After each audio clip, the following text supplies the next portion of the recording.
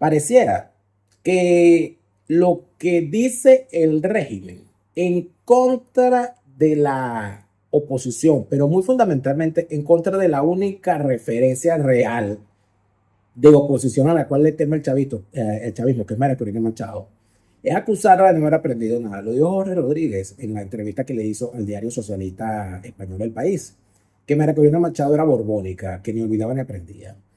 Y si hacemos una revisión del asunto, creo que no solamente Jorge Rodríguez está equivocado, sino que por supuesto miente. No está equivocado, él miente, porque no es un mentiroso patológico. En medio de todo eso, vamos a revisar cómo explicar lo que está haciendo María Corina Machado en este momento cuando emprende su gira por España, donde tendrá unos eventos muy importantes, y cómo sí ha habido un cambio, pero todavía faltan cosas por cambiar. De eso vamos a hablar hoy en Fuera de Orden. Fuera de orden va a comenzar con Daniel Lara Farías. La fase superior de la izquierda es el crimen. La fase superior de la izquierda es el crimen. O sea, si a ti no te gusta que te lo digan, eso que tú tienes una sabandija por dentro, ya tú te has revisado, tienes una vieja maldita de clavo por dentro. Eso es lo que te pasa a ti. Yo creo que es eso. Yo creo que eso, no hay otra explicación. De verdad, si los dejas entrar no los verás salir por la buena. Mira colombianos, mire los colombianos. Oye, los colombianos quieren tanto a los venezolanos que nos ven comiendo mierda y se antojaron. Increíble, chicos. Esto se cuenta y no se cree. Bueno, allá ustedes. Allá ustedes. Miren que nosotros tuvimos primero a Chávez y después vino Maduro.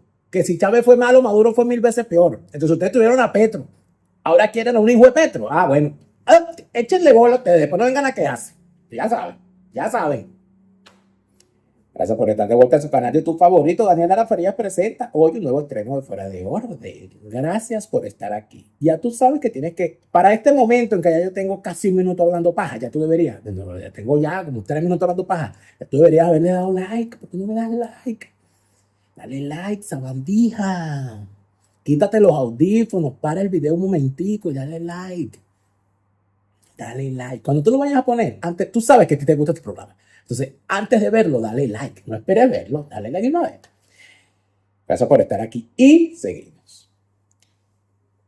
Es dentro de la política.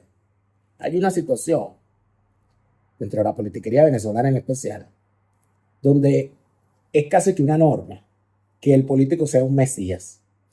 Los dirigentes son mesías que nunca se equivocan, además.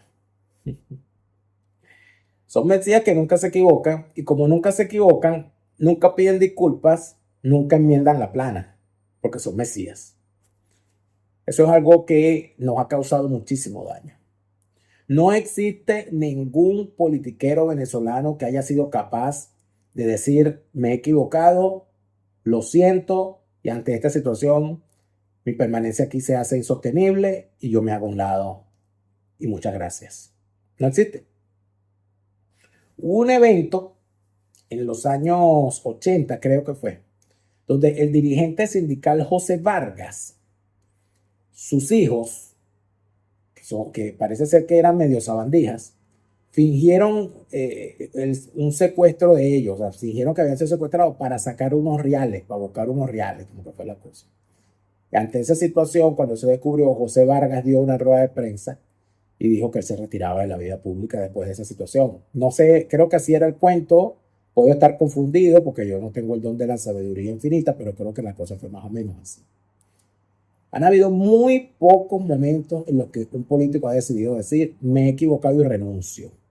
Y cuando ha ocurrido, siempre ha sido una situación llamativa. Por ejemplo, Claudio Fermín, o Claudio Enfermín, antes de convertirse en Claudio Enfermín, se hizo muy famoso en el año 98. Porque en el año 98, Claudio Fermín era candidato, yo estaba en ese comando de campaña, se había ido de Acción Democrática, pretendió enfrentar a todo lo que se presentaba en el camino y se va a hacer campaña con su propio partido en aquel momento que se llamaba Renovación. Allí estaba Johan Peroso, allí estaba Gabriel Peña Navas, allí estaba Luis Emilio Rondón, allí estaba gente como... ¿quién más acompañaba ahí a Claudio? Había una gente ahí que... Todos nos arrepentimos, creo. El asunto es que en el año 98 las elecciones se dividieron. No hubo mega elecciones, sino que el 8 de noviembre del año 98 fueron las elecciones a gobernadores y al parlamento. Y por primera vez se hacían las elecciones presidenciales en Venezuela separadas de las elecciones parlamentarias. El 8 de noviembre de 1998 se escogió el parlamento y las gobernaciones, y el 6 de diciembre del año 98 se escogió el presidente. Por tanto, las elecciones del 8 de noviembre se convirtieron en una especie de primera vuelta, en el buen sentido o en el sentido a la venezolana. De hecho, y es menester decir esto, yo creo que la figura de Enrique Salas Romer debe ser revisada en esos momentos, en esos días. Yo creo que Enrique Salas Romer creo que estará de cumpleaños en estos días y arriba a la noble edad de 90 años en completa y perfectas condiciones, que es lo importante. Que un saludo a la familia de Salas Romer y en especial al doctor Enrique Salas Romer en su cumpleaños. Pero Enrique Salas Romer, recuerdo, y no me dejará mentir, los que ahí estuvieron, ante la evidencia de que venía una primera vuelta de facto, que era en el 8 de noviembre, él planteó algo que sí, que estaba dentro de la sensatez del momento. ¿Qué planteó Enrique Salas Romer? Enrique Salas Romer planteó, como hay una multiplicidad de candidatos y el país necesita un solo candidato para enfrentar a Chávez, presentémonos todos los candidatos al Senado. Él planteó que Irene, Alfaro, Claudio, Miguel Rodríguez, que todos los que eran candidatos se presentaran como candidatos al Senado y que presentándose como candidatos al Senado, eso sirviera de primera vuelta, que se presentaran de candidatos al Senado por el Distrito Federal y que el que quedara electo de senador por el Distrito Federal con mayor número de votos se convirtiera en el candidato unitario. Eso era una, coño, era tener cabeza. Evidentemente Salas Romer estaba adelantado a su tiempo. Nadie aceptó e hicieron la cosa a la venezolana. Es decir, no, espérate las elecciones, después de las elecciones hablaba. ¿Qué pasó? Vinieron las elecciones regionales y cuando vinieron las elecciones regionales se armó la de San Quintín, se armó, como dicen en Argentina, el quilombo, se armó la zampablera. Empezó todo el mundo a caerse a coñazo y se hizo la cosa de una forma acomodaticia. ¿Ok? ¿Por qué acomodaticia? Porque en vez de hacerlo en base a un resultado electoral diciendo vamos a presentarnos al Distrito Federal todos, pues nos presentamos todos al Distrito Federal y el que quede electo es y ya. Pues no. Cosa que, de hecho, si se presentaban todos al Distrito Federal, el que quedara electo iba a ser también senador y que el segundo. Ahí se pudieron haber hecho muchísimas cosas.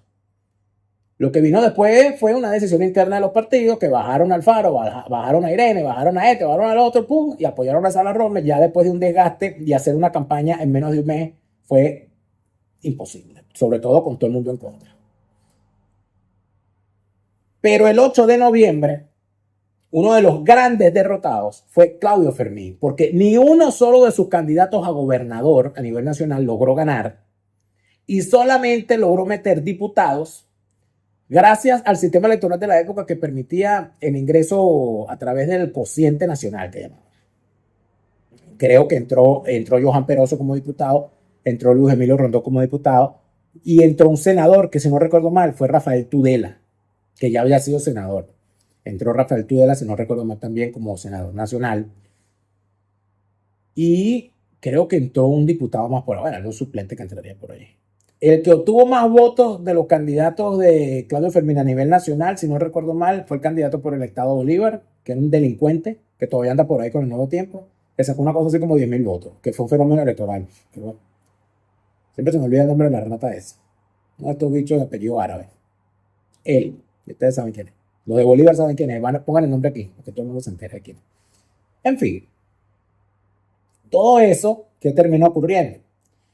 Terminó ocurriendo que ante esa evidencia, Claudio Fermín hace el único acto valedero que ha hecho en estos tiempos. Renunció a la candidatura. Dijo, ante esta situación, donde todos mis candidatos han perdido y los resultados que he obtenido en el Congreso son francamente mediocres, yo he decidido que la población ha hablado y yo no voy a apoyar a nadie. Yo retiro mi candidatura.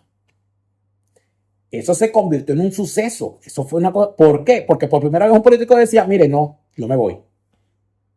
Lo siento, he fracasado en esto y me voy. Y ahí es cuando Claudio se convierte en un fenómeno. Porque todo el mundo lo entrevistan en la silla caliente. Creo que fue él lo entrevistaron 2 veces en la silla caliente. Y esa entrevista en la silla caliente fue una de las más vistas. Las entrevistas más vistas en la silla caliente fueron las de Chávez, la de Carlos Andrés Pérez, la de Pérez Jiménez y esa segunda de Claudio Fermín, después que Claudio Fermín renuncia. ¿Para qué le sirvió eso a Claudio Fermín? Porque después que gana Chávez y viene el proceso constituyente, Claudio Fermín se presenta como candidato independiente a la constituyente y entra, siendo uno de los constituyentes más votados a nivel nacional, porque venía con ese respeto. Porque la gente dijo, no, este fue el que reconoció la vaina y este es un político serio. Se convirtió después en Claudio Fermín. Y bueno, lo perdimos. Y ahí por ahí anda como alma en pena. Ay, Dios mío, pobre Claudio. En fin. ¿Usted ha visto recientemente un político pidiendo disculpas? ¿Usted ha visto recientemente un político diciendo, no funcionó, es mi responsabilidad, por tal razón renuncio? Saldrán los chavistas a decir, no, Chávez asumió su responsabilidad el 4 de febrero. Y esto es una gran mentira del chavismo. El chavismo cree que porque Chávez no decía, me equivoqué y me voy. Chávez decía, yo asumo mi responsabilidad. Y eso yo asumo mi responsabilidad no es una disculpa, no es un reconocimiento de un error, no es en ningún caso un propósito de enmienda. Eso de yo asumo mi responsabilidad, amigos míos, es simple y llanamente una burla. Es una forma de decir sí y qué. Y eso es lo que decía Chávez. Y el chavismo en pleno hace esa misma vaina. Nadie renuncia. Nadie dice yo me equivoqué, yo lo voy a hacer distinto. No. Yo asumo mi responsabilidad. Ah, coño, qué chévere, qué fino. Te felicito. Él lo hace. Por ejemplo, nosotros tenemos a la misma dirigencia politiquera que desde el año 2000. Los jefes de los partidos son los mismos del año 2000. En el año 2000 estaba Ramos Ayú de presidente de Acción Democrática. En el año 2000 estaba Julio Borges de jefe de Primero de Justicia. En el año 2000 estaba ya por ahí Leopoldo, estaba ya por ahí Capriles. María Corina apareció en el 2004 con la organización Súmate para todo lo relacionado al referéndum revocatorio que se convocó ese año. Por lo tanto, María Corina Machado tiene, por decirlo menos, 22 años en el ruedo político también. ¿Alguien nos ha pedido disculpas por los errores cometidos?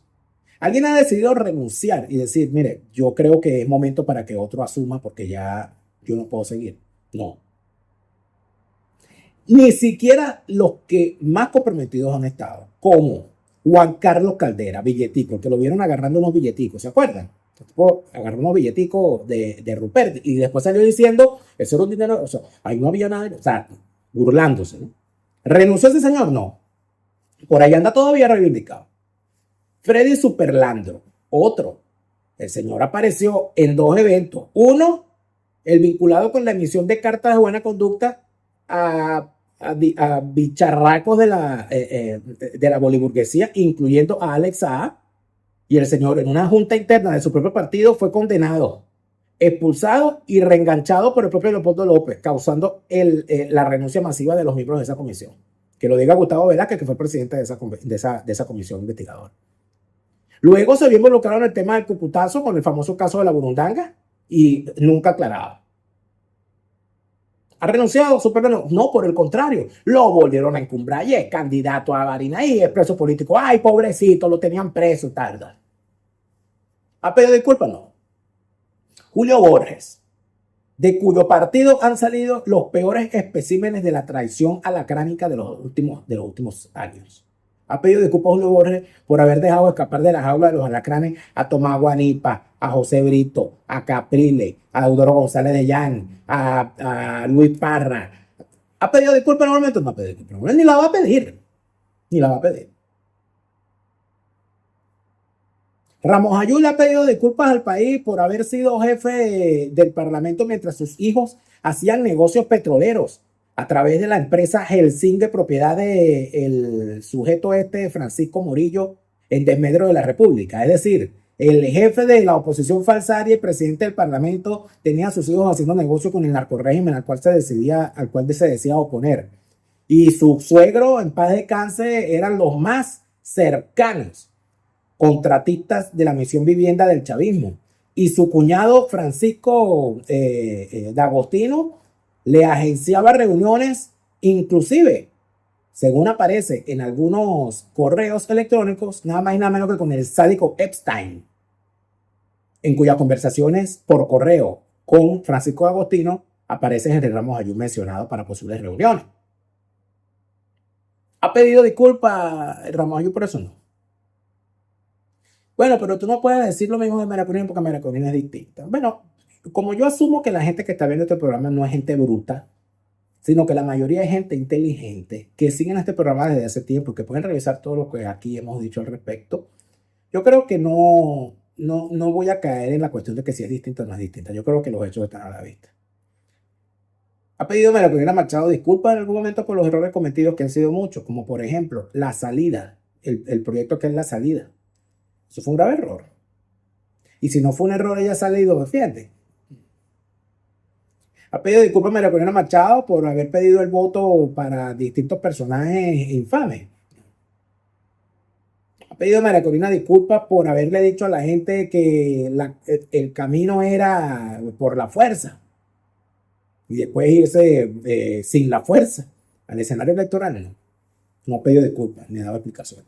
Sin embargo, yo recientemente escuchaba a María Corina Machado en la reunión virtual que tuvo con la plataforma unitaria, es decir, con Henry Ramos Ayú, con Del Salamensa, con Julio Borges, con toda esa gentuza.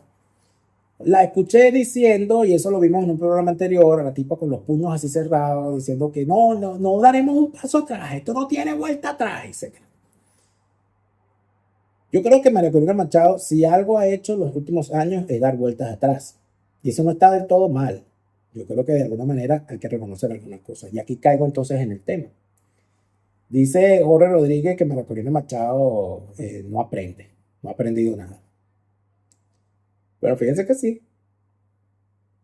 María Corina Machado consideró que ella debía dejar el camino de la soledad, del grito desde una acera radical y cruzar la calle y meterse en el fango electoral. Fue una apuesta bien arriesgada que le hizo perder todo el apoyo de los radicales opositores, que no la verán nunca más como una de los suyos, sino como una traidora. Eso es verdad, esa gente no vuelve. Me imagino yo que María Corina Machado sacó las cuentas y sacando las cuentas dijo, a mí esta gente radical no me va a hacer llegar a la presidencia. Si yo cruzo para allá, esto sí, y bueno, ya veremos. Me imagino yo que ella haría ese cálculo. El asunto es que ahí hubo un cambio, sí hubo una vuelta atrás. La señora dejó de ser la radical y pasó a ser la vendedora de esperanzas del electoralismo. Luego dijo que ella sí iba a ser candidata, que ella no estaba inhabilitada. Y cuando el Tribunal Supremo de Justicia, al cual ella calificaba de ilegítimo cuando estaba en la otra acera, le dijo, no, usted no es candidata, usted se tiene que ir. ¿Qué hizo el señor? Aceptó. Después dijo que la candidata era Corina Yori y que no había vuelta atrás. Le dijeron que no, ¿y qué hizo? Echó para atrás. Después se lanzaron al mundo y salió a hacer campaña con el mundo. Dijo que iban a ganar y que iban a cobrar, que tenían todas las actas, resguardadas, que habían logrado ganar, que habían demostrado el fraude. Y aquí estamos. Ha pedido disculpas a María Corina Machado por todos los errores cometidos, por lo menos desde el 2024 para acá. Ha pedido disculpas por ha reconocido que fue un error decirle a la gente que se fuese para su casa cuando la gente estaba en la calle tumbando las estatuas. Ha reconocido que fue un error ese llamado a la gente a su casa en vez de permitir que permanecieran en la calle y evitar así que se desataran los demonios de la maldita Operación Tuntún, encabezadas por las chivatas de las viejas malditas en plan y los colectivos. Entonces, sí se han cometido errores y no se han reconocido. ¿Por qué? Porque pareciera que sienten que si reconocen los errores, eso los debilita en vez de fortalecerlo. La historia de la política venezolana nos muestra que la gente que se ha que ha reconocido sus errores y que ha dicho, mire, nos equivocamos aquí y en esta ocasión consideramos que hay que hacerlo de esta manera. La gente que ha hecho eso, los pocos que han hecho eso, le ha ido mucho mejor que a los Guaidó, que anda por ahí Guaidó diciendo, no, que nosotros, esto que está pasando ahorita es gracias a que nosotros hicimos una cosa, burlándose inclusive de la inteligencia de las personas. Porque ya los tipos, yo me estoy dando cuenta de eso últimamente, creo que lo he dicho ya en varias ocasiones. Ya el problema no es que los tipos ¿cómo se llama? Ya el problema no es que los tipos sientan que son más inteligentes que los demás, sino que sienten que son más inteligentes que los demás, pero que además de eso, todos los demás son unos imbéciles. Increíble, falta de respeto, horrible, horrorosa, terrible, infame. Más allá de todo eso, por supuesto, entonces está el escenario que tenemos hoy. Mara Corina Machado está de gira por España. Pero en esa reunión, y desde antes de que hiciera esa reunión online, la señora María Corina Machado se ha montado en el tema de que hay que hacer elecciones ya. Elecciones ya. La gente lo pide. Elecciones ya, elecciones ya. Número uno, no se pueden hacer elecciones ya. Porque si se hacen elecciones ya, va a ser con el sistema electoral fraudulento y lo que va a pasar ya lo sabemos. Número uno, no la van a dejar participar porque ya está inhabilitada. Número dos, va a ser otra elección fraudulenta.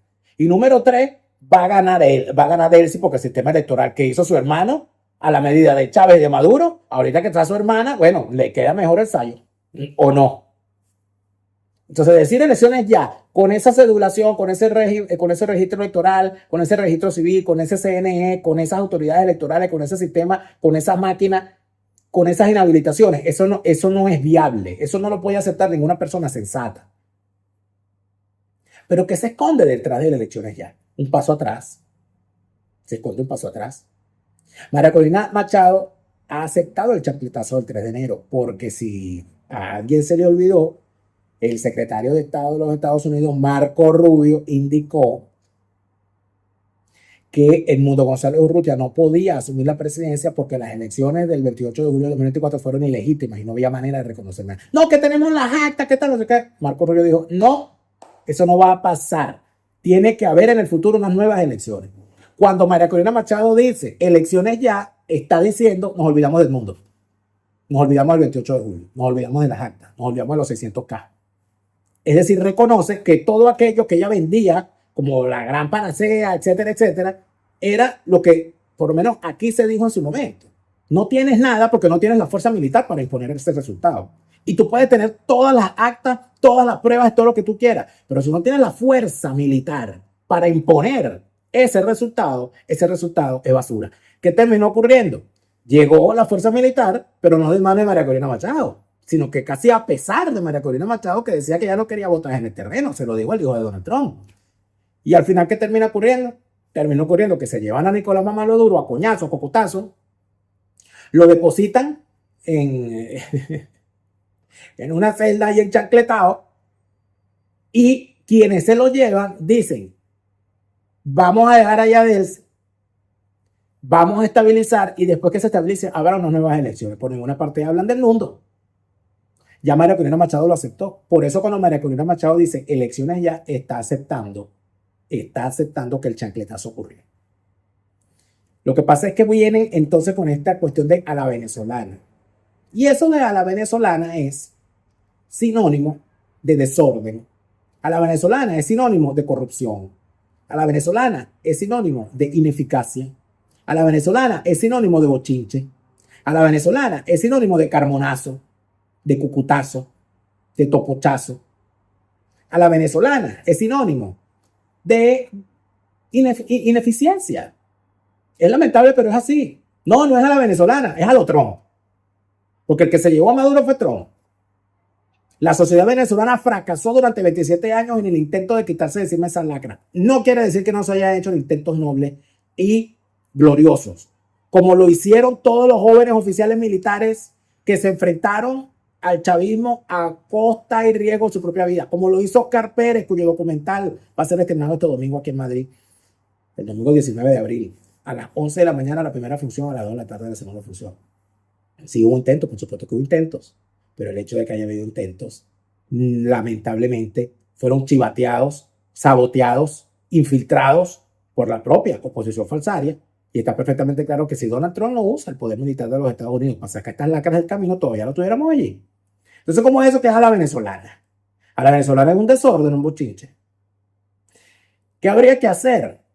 Yo considero que sí, es imposible pensar en un futuro democrático de Venezuela sin que haya unas elecciones libres donde cualquier venezolano pueda participar. Donde pueda participar María Corina Machado. Si hay unas elecciones presidenciales y María Corina Machado no la dejan participar, esas no son elecciones libres. Y lo que surja de allí, sea quien sea el electo, que si candidato tapa, que si transiciona, etcétera, no será una democracia, será una farsa, seguirá siendo una farsa, seguirá siendo parte del sistema, seguirán jugando dominó sobre la mesa de tres patas. Y eso, evidentemente, no va a ser, me lo podrán vender como estabilización, todo lo que tú quieras, pero eso no va a ser viable. Eso no va a ser viable. Ese no es el escenario que deseamos. Y como no es el escenario que deseamos, pedir elecciones ya, no, y hay otra cosa peor, que la dejen ser candidata y que le roben la elección y que el mundo lo acepte. Otro fraude. No podemos aceptar eso. En tal sentido y por tal razón, lo que corresponde en este momento, desde mi punto de vista, es plantear la ruta electoral con los puntos que deben corregirse ipso facto para que eso avance. Número 1. En primer lugar, necesitamos un estamento militar que se encargue de construir un nuevo plan república. Con esos militares, con esos 3.000 generales chavistas, con esas gentuzas, nosotros vamos a montar ¿qué? Olvídate de eso. Número 2, tú no puedes tener unas elecciones con esa cédula chimba. No puedes tener ese registro civil, no puedes tener ese registro electoral, no puedes tener inhabilitados, no puedes tener las trabas para los venezolanos en el extranjero, no puedes tener ese plan república con esos militares de mierda. No puedes tener ese CNE con unos chavistas. No puedes tener al Estado, al régimen, utilizando los medios del Estado como le da la gana para hacer campaña. No puedes hacer campaña, no puedes hacer unas elecciones sin que se sepa de dónde viene el dinero para la campaña. No puedes hacer elecciones con inhabilitados, ¿vale? No puedes. Entonces, si vamos a seguir con este cuentico, no, esto va a ser a la venezolana. A la venezolana es un bochinche. A la venezolana es fracaso. Porque nosotros estuvimos 27 años fracasando para sacar chavismo del poder. ¿Eso es lo que queremos que continúe? Eso no es lo que yo quiero que continúe. Bueno, pero como cada quien mata los piojos a su cabeza, de repente María Corina tiene razón. Y entonces la cosa se hace a la venezolana. Entonces aquí a la venezolana tendremos unas elecciones ya. Y de repente la señora ganará a la venezolana y a la venezolana quedará ahí. Para mí eso de a la venezolana es a la machimberra. ¿A quién verá? Si así lo hiciere, Dios y la patria lo premien. Y si no, os lo demanden. Tú, Chávez. Te lo repite, Lara Farías. Chávez se murió y no vuelve. No te deprimas, siente alegría. Escucha bien lo que te estoy diciendo. Te lo repite, Lara Farías.